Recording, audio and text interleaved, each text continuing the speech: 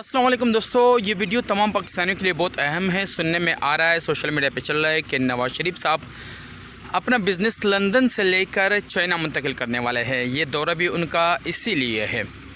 मैं किसी की ज़ात पे तनकीद या किसी कारोबार या किसी की ज़ाती मसाइल पर तनकीद या उसके बारे में कहने के लिए नहीं बना रहा हूँ। ये वीडियो सिर्फ वतन अज़ीज़ पाकिस्तान के लिए बना रहा हूँ। तमाम पाकिस्तानी प्लीज़ पहले वीडियो एंड तक ज़रूर देखिएगा।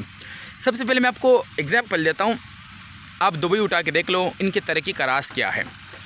इनके तरक्की का राज यही है, जो उनके मुल्क के हुक्मरान हैं सब की जायदादें दुबई में ही हैं। उन्हीं की जायदादों की वजह से हज़ारों लाखों लोगों को नौकरियां, रोज़गार और बहुत सारे मसाइल फ़ायदे हुए हैं। और उसके बाद उनके जो भी टैक्स और जो भी चीज़ें होती है वो सारी उनके ही गवर्नमेंट में जाती है।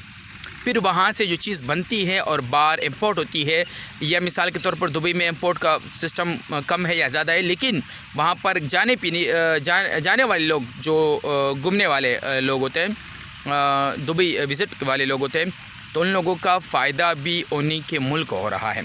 आप कतर देख लो, आप मस्कत देख लो, आप इसी तरह ख़ुद चाइना ही देख लो। चाइना के ख़ुद के हुक्मरानों की जो भी प्रॉपर्टी है वो उनके अपने मुल्क में है, जब भी तो वो जाके आगे तरक्की कर रहे हैं। लेकिन एक बदबख्ती हमारी है, जो हमारे मुल्क के हुक्मरान और कारोबारी शख्सियात बाहर जाके अपने बिज़नेस सेटल करते हैं। ख़ुद दुबई जाके सेटल करते हैं। बहुत सारे लोग यहाँ से गए दुबई और अभी भी मज़ीद जा रहे हैं। तो सबसे पहले मैं ये कह दूँ कि अगर हम दुनिया के, जैसे हमारे हुक्मरान कोई भी प्राइम मिनिस्टर बनता है तो दुनिया के बिज़नेस कम्युनिटी को दावत देता है कि आए हमारे मुल्क में आप लोग बिज़नेस करें और हमारे मुल्क में काम करें, फैक्ट्री खोले, खुद किसी भी मामले में वो दावत देते रहते हैं। लेकिन अगर यही हाल रहा कि जिस तरह हमारे मुल्क के हुक्मरान कोई चाइना में, कोई इंग्लैंड में, कोई दुबई में, कोई दूसरे मालिक में अपना बिज़नेस कर रहे हैं, हुकूमत पाकिस्तान में कर रहे हैं, तो वो लोग तो सवाल करेंगे कि भाई आपके ख़ुद जो आप पाकिस्तान के हुक्मरान हैं और आपके ख़ुद के बिज़नेस पाकिस्तान से बाहर हैं, आप मुझे कैसे कह सकते हैं कि पाकिस्तान में बिज़नेस करें। पहली बात। दूसरी बात, अगर वो ये ना कहे, दिल में तो ज़रूर कहेगा, तो वो बिज़नेस नहीं लेकर आएगा। दूसरी बात। तीसरी बात मैं आपको कह दूं दोस्तों, मैं एक एग्ज़ाम्पल देता हूं। हर मुल्क के हुक्मरानों पर अच्छा बुरा वक़्त आया है।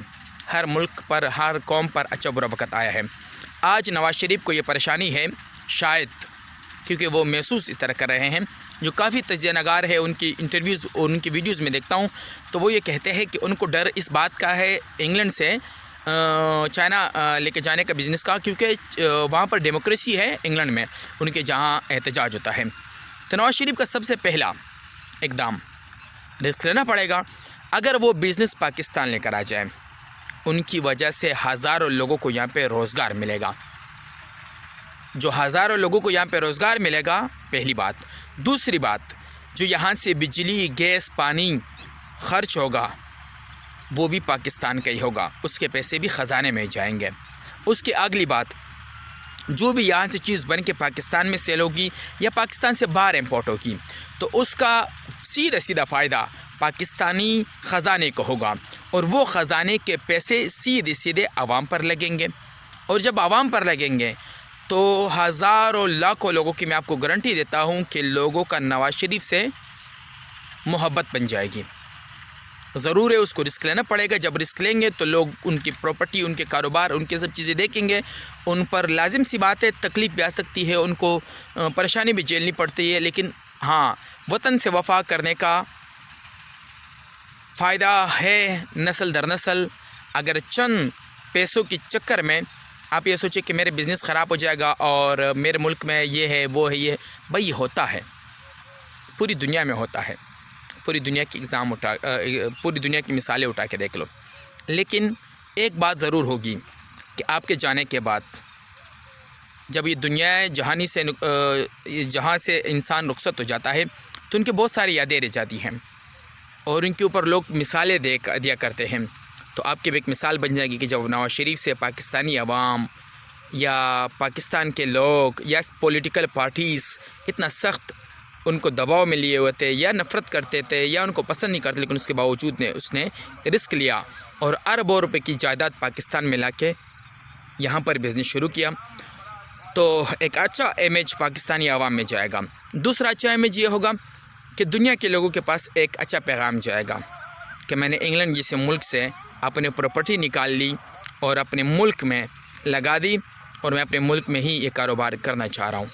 اپنے ملک کی امپورٹ اور پورٹ اور جو مزدوروں کی تنخواہیں، مزدوروں کی روزگار، مزدوروں کی حساب کتاب، کیونکہ اس سے ایک بندے کا کام نہیں ہے، یہ ہزاروں لوگوں کا کام ہے، اس میں سے ہزار جگہ پیسے کٹتے ہیں، تو یہ ہزاروں باتیں ہیں، ہزاروں چیزیں ہیں، اس سے ہزاروں لوگ ٹچ ہوں گے۔ تو میرا یہ ماننا ہے کہ اگر وہ ملک میں رسک لے، اپنا ملک میں لے کر آ جائے تو دنیا کو بہت اچھا میسج جائے گا۔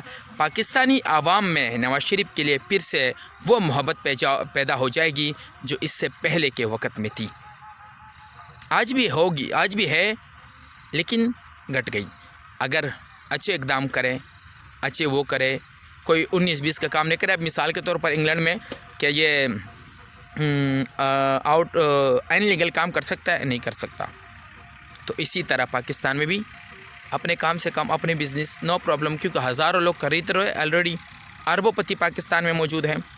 تو یہ میسج میرا اس لیے تھا کہ اگر اپنے ملک سے وفا کرنے کی کوشش کرو گے تو اللہ تمہیں عزت سے ضرور نوازے گا۔ اگر اپنے پیسے سے وفا کرنے کی کوشش کرو گے، ہمارے ملک کے حالات دیکھ لو، بے روزگاری کی بتا رہا ہوں میں، بدامنی کی نہیں بتا رہا، تھوڑی بہت بدامنی ہے وہ آس پاس کے کچھ علاقوں میں، جیسا کراچی میں ڈکیتوں کا، وہ تو اگر جس دن حکومت نے چاہا، اداروں نے چاہا، اسی دن اس کو سبق سکھا دیں گے۔ لیکن روزگار کی مثال بتا رہا ہوں کہ پاکستان کی کرنسی اتنی گر گئی نا کہ اب دنیا میں کوئی بھی لینے کو تیار نہیں۔ ہمارے ساتھ آباد ہونے والا، آزاد ہونے والا بھارت کہاں چلا گیا؟ مثال لے لو ہمارا مثال افغانستان۔ افغانستان میں کیا ہے؟ کچھ بھی نہیں ہے، پرانے پیسے پڑے ہوئے سابقہ حکومت کے، پرانے لوگ ہیں، پرانے پروجیکٹس ہیں، لیکن ان لوگوں نے کام کرنا شروع کر دیا انہی پروجیکٹس پر جو ملک کے لیے